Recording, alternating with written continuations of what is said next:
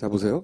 장항동 제3투표구는 박근혜 후보가 이겼습니다. 52.9%, 46.9%. 이렇게 해서 박근혜 후보가 우세한 지역으로 나온 동네예요. 10시 28분에 개표가 시작돼가지고 기계를 전자개표기라고 부르죠. 10시 39분에 전자개표기 상으로는 개표가 끝났어요.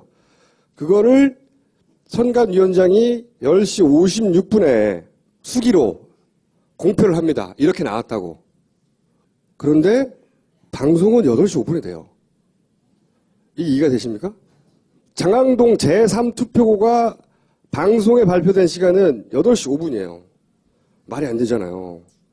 개표가 나오기 전에 방송이 됐다고요. 이 설명할 방법은 첫 번째, 이 기계 시간이 잘못 기록됐다. 두 번째, 부장판사가 잘못 적었다. 문재인 표가 뒤에 발표되는 것은 뭐 예를 들어서 게을러서 그랬거나 사람이 그때 밥 먹으러 와서 그랬거나 아니면 뭐 실수로 그랬거나 너무 뭉치가 많아서 밀렸거나 등등등 말할 수 있어요. 의도적으로 미룬 거 아니야? 이건 추정에 불과해요. 종이에 적은 시간보다 거의 2시간 일찍, 3시간 가까이 일찍 방송이 되는 게 어떻게 가능하냐. 그러려면 요 두 가지의 시간이 이 앞에 있어야 돼요. 이 앞에. 그렇잖아요? 그런데 그때는 투표함에 도착을 안 했어요. 장항동만 있으면 뭔가 이렇게 기계적 오류, 사람의 실수 혹은 뭐 도착 시간 기재의 실수 이렇게 말할 수 있잖아요. 다른 동네에 이런 게 없는가? 예를 들어서 인천구 광역시 계양구의 작전서 운동 제4투표구 문재인 후보가 유리한 것이 이렇게 뒤로 미룬 케이스예요. 이런 게 다른 동네에도 많이 있다고 뒤로 밀린 것은. 특정 후보의 그 개표 완료보다 한참 뒤에 방송이 되는 케이스들이 있어요. 이런 케이스가 5건, 10건이 아니라 수백 건이 있어요. 그것이 아마 영유정에 영향을 준 거 아닐까.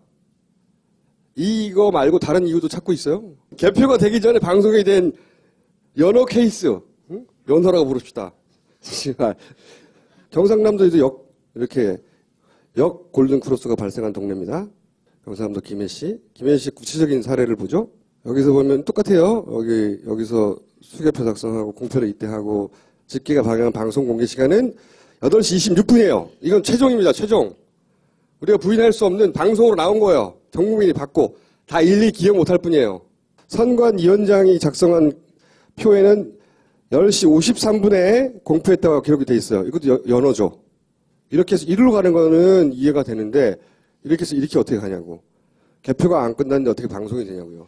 저기 방송 공개분이라는 건 특정 방송사인가요? 아니면 모든 방송이 합동? 그렇죠. 합동 네. 방송이었고 데이터는 동시에 받았거든요. 선관위 서버에서 방송국으로 1분 단위로 쏴줬어요. 데이터를. 그렇기 때문에 똑같은 데이터를 받아서 아니 방송국이 경상남도 김해시 부원동 제2투표구의 데이터를 받지 않는데 방송할 수 없잖아요. 여기만 그런 게 아니라고. 역전까지는 아니지만 부산에서는 박근혜 후보가 내내 이겼어요. 끝까지. 이기긴 했지만 요 뒷부분에 가서 11시부터 투표가 끝나 마감되는 12시 40분 50분 때까지 문재인 후보 위로 올라가죠. 그래서 끝에 가면 문재인 후보 49가 되고 박근혜 후보는 50.5가 돼요.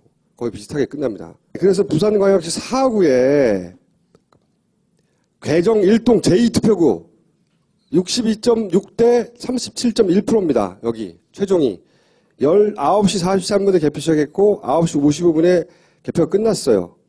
여기는 이렇게 올라가요. 이상하잖아요? 왜 개표가 완료된 시점보다 먼저 방송되는가? 제가 이제 3개 정도 샘플을 보여드렸는데 그럼 이게 여기밖에 없냐? 많습니다. 15,000개가 넘기 때문에 이 투표구가 그 중에서 한두 개 그럴 수 있잖아요. 우리가 이해할 수 없는 뭐 바쁘다 보니. 근데 이게 전국적인 현상이고 많다고요. 얼마나 많은가? 그건 다음 시간에 보여드릴게요. 많다고! 여기서 퀴즈입니다. 두 번째. 왜 이렇게 많은가? 아니죠. 이런 현상을 어떻게 벌어질 수 있는가? 이거는 시작에 불과합니다. 이상한 거 진짜 많아요. 하다 보면. 방송 공개라는 거는 방송사들이 공표를 한 거죠. 몇 투표구의 결과가 이렇게 나왔습니다. 라고 얘기를 한 거죠. 그렇죠. 방송사가 가지고 있는 자료라는 게 아니고. 자료가 아니라 방송이 됐다는 거예요. 우리가 방송사가 방송하기 전에 방송사가 무슨 자료를 가진지 알 수가 없어요. 그리고 이거는 자료가 폐기되거나 그런 게 아니라 모든 있어요. 자료로 증빙이 가능하고 있어요. 이거는 이 두 자료는 정보 공개를 통해 다 받아뒀고 전국에 15,000개 넘는 걸 다 받았어요. 다 받아뒀고 이 자료는 방송이 있어요. 그리고 그 방송에 나갔던 데이터들은 그 엑셀의 형태로 선관에서 공개를 했어요.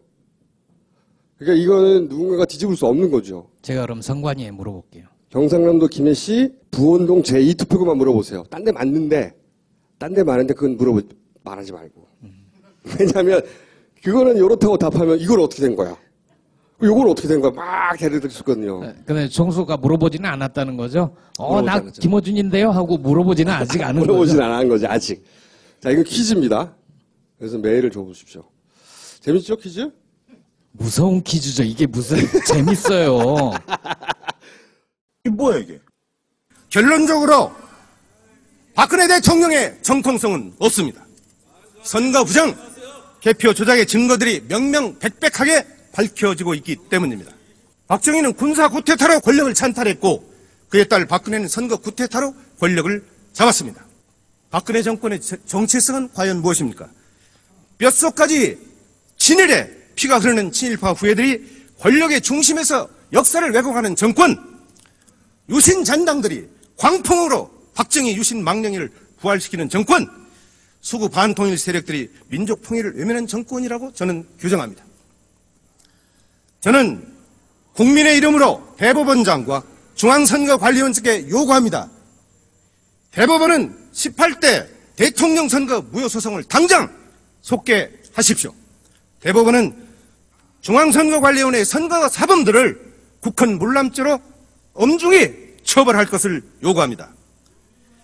중앙선거관리위원회는 전자개표기를 없애고 투표소에서 수개표할 것을 요구합니다. 투표소에서 수개표하자는 법안은 이미 제가 대표 발의해서 국회에서 지금 심사 중에 있다는 것을 국민 여러분에게 말씀을 드리면서 반드시 수개표가 국회에서 처리될 수 있도록 해야 될 것을 여러 동료 의원들께 간곡히 말씀드리면서 마치겠습니다. 감사합니다.